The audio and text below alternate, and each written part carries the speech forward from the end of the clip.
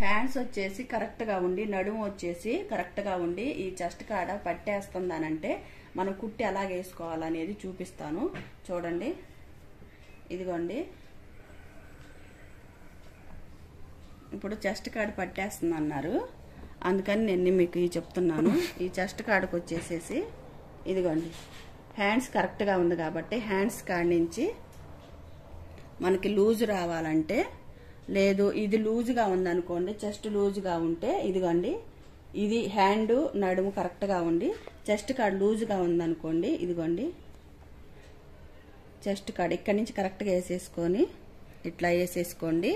Chest కాడ tight వస్తుంది.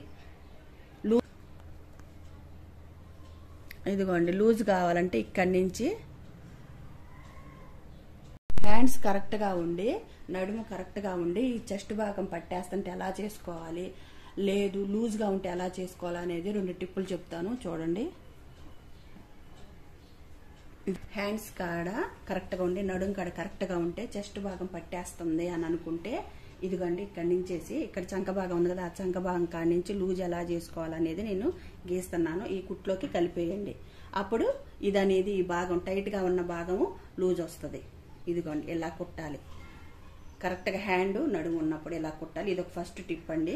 ఇప్పుడు వచ్చేసి ఈ హ్యాండ్ కరెక్ట్గా ఉండి నడుము కరెక్ట్గా ఉండి ఈ చెస్ట్ భాగం లూజ్ వచ్చింది అనుకోండి, ఈ చంక దగ్గర నుంచి ఇట్లా లూజ్గా ఉన్న భాగాన్ని ఇదిగోండి ఇలాగా ఉబ్బెత్తుగా ఇలాగా ఈ కుట్లోకి నడుములోకి కలిపేస్తే మనకి టైట్ నెట్ వస్తుంది. ఇది 2వ టిప్ అండి.